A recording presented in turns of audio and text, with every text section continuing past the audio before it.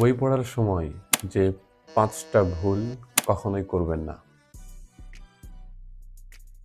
Don't read just to finish a book. শুধুমাত্র একটা বই শেষ করার জন্য বইটা পড়ার কোনো দরকার নেই। যদি এরকম করেন তাহলে অনেক সম্ভাবনা রয়েছে যে বইয়ের বিষয়বস্তু আপনি পুরোপুরি বুঝতে পারবেন না বা অনেক কিছু মিস করে যাবেন এবং ভালো করে সেই জিনিসটা উপলব্ধি করতে পারবেন না।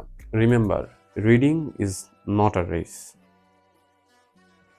Don't read passively. যখন আপনি বইটা পড়তেছেন তখন মাঝে মধ্যে নিজেকে প্রশ্ন করুন। কখনো কখনো যে সিনটা পড়তেছেন ওই সিনটা ইমাজিন করার চেষ্টা করুন। আইডিয়াগুলো কানেক্ট করার চেষ্টা করুন।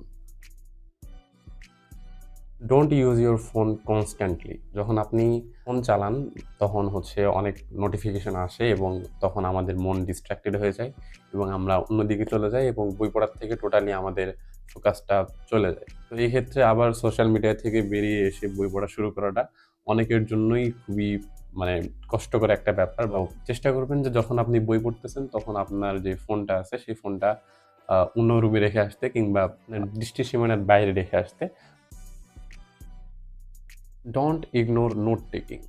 নোট টেকিং জিনিসটা কিন্তু খুবই গুরুত্বপূর্ণ। বিশেষ করে যখন আপনি একটা তথ্যমূলক বই পড়তেছেন কিংবা গবেষণামূলক একটা লেখা পড়তেছেন, ওই সময়টাতে নোট টেকিংটা খুবই একটা প্রয়োজনীয় বিষয়। বইয়ের সাইডে যে মার্জিনগুলো দেওয়া থাকে, আর যেই দেখবেন যে উপরের দিকে একটু ফাঁকা জায়গা থাকে এবং ২ পাশে ফাঁকা জায়গা থাকে। সো এই ফাঁকা জায়গাগুলো কিন্তু আসলে আমাদের নোট করার জন্য রাখা হয়, ঠিক আছে? তো যেই উদ্দেশ্যে ওই ফাঁকা জায়গাটুকু রাখা রয়েছে, সেই কাজে যদি আমরা সেটা ব্যবহার করি তাহলে আমার মনে হয় না যে খুব একটা খারাপ লাগবে। তবে অনেকেরই একটা খুঁতখুঁতে মনোভাব থাকে। তবে চেষ্টা করবেন যে যখন কোনো একটা প্রয়োজনীয় এবং তথ্যমূলক বই পড়তেছেন তখন আপনি নোট নেন বা প্রয়োজনীয় বিষয়গুলো একটু টুকে রাখেন।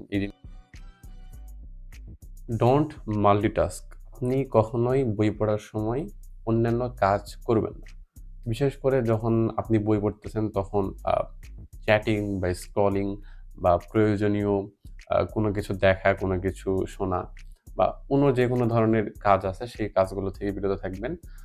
বই পড়ার সময়ে আ যখন অন্যদিকে আপনার মনোযোগটা থাকবে তখন অনেক কিছুই আপনার মস্তিষ্কে প্রবেশ করবে না। আপনি মনে হয় পড়তেছেন কিন্তু যখন ওই পেজটা শেষ করে পরের পেজে যাবেন তখন দেখবেন যে আপনার পূর্বের পেজে যা পড়ছেন শুধু আপনি পড়েই গেছেন, সেগুলো আপনার মস্তিষ্কে একটুও প্রবেশ করে। তো যখন বইটা পড়তেছেন তখন চেষ্টা করবেন যে শুধুমাত্র বইটাই পড়ার জন্য, অন্যদিকে যাতে আপনার মনোযোগ না থাকে।